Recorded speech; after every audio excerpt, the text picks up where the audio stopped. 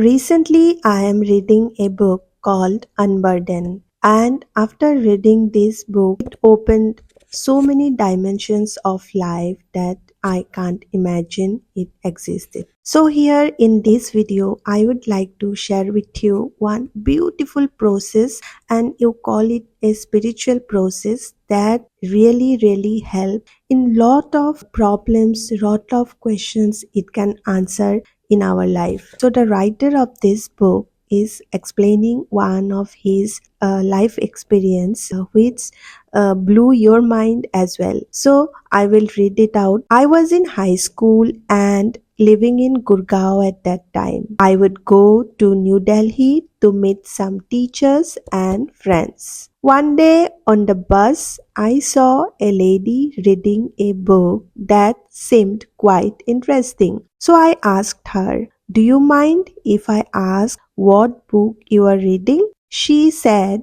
"Sure," and showed me the book. It was Notes to Myself, a famous book by Hugh Prater. We began talking, and she said something that I have never forgotten. She said, "I have learned something. Whenever I have a question, I formulate the question with a lot of clarity. Then I walk to my bookshelf and I pull out any book. I open any page and I read any line and I find the answer." I was left wondering how that was even possible. I felt like I had to try this. I went home that evening and I formulated a question.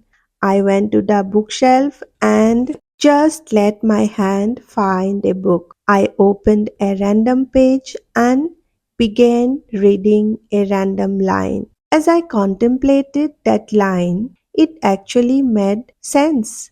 It just blew my mind. So I tried it again. Each time, with a little bit of focus, I found that it worked. It completely shifted the way I looked at life and the universe. I no longer perceived the universe only as a physical place populated with things. I began to see it as a highly reflective field of intelligence that flawlessly mirrors every thought, feeling, and action.